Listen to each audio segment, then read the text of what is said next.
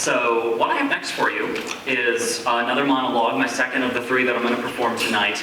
This one is going to honor some more recent work that I've done, especially within this department, because a lot of you know that I was just recently in our production of A Midsummer Night's Dream. My introduction to the world of Shakespeare, and at the same time, I was also working on some Shakespeare stuff in my advanced acting class. Doing some, practicing some speech, with David, that's right. Practicing some speeches from plays, just exploring the way that the language works, and I've really learned so much about it, and have really come to love it and be very interested in it. And in our advanced acting class, some of us performed some scenes from Hamlet. I remember getting the assignment and thinking, David's gonna make me be Hamlet, and then I was right. So then I was Hamlet for a scene, and it was the first time in a little while I'd gotten to read the play, got it sort of fresh in my head, and realized that I'd become very fascinated with one of the speeches in particular in Hamlet, and that's what I'm gonna do for you guys tonight. It's a very iconic speech from Shakespeare. You may recognize the first line or two, so hope you enjoy.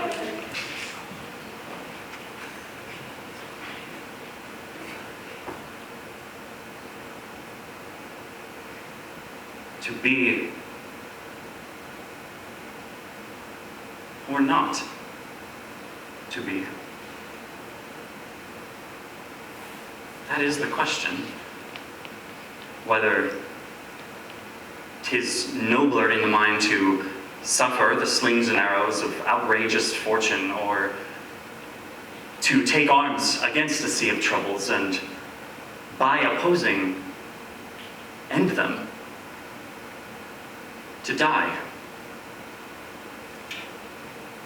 to sleep, no more. And by asleep to say, we end the heartache and the 1,000 natural shocks that flesh is heir to. 'Tis a consummation devoutly to be wished, to die, to sleep. To sleep, perchance to dream. Aye, there's the rub.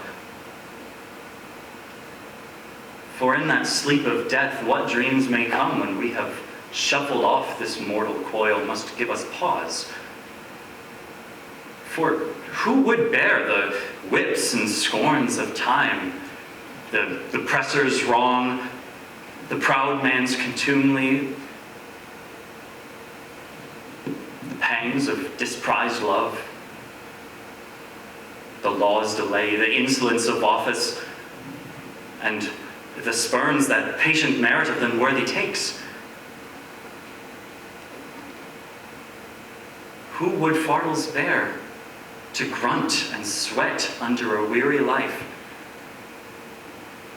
But that the dread of something after death, the undiscovered country from whose bourne no traveler returns, puzzles the will, and makes us rather bear those ills we have than fly to others we know not of.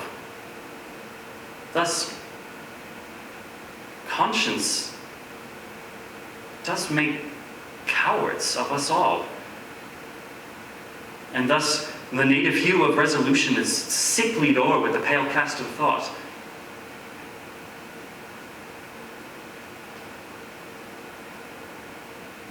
In enterprises of great moment, with disregard their currents turn awry and lose the name of action.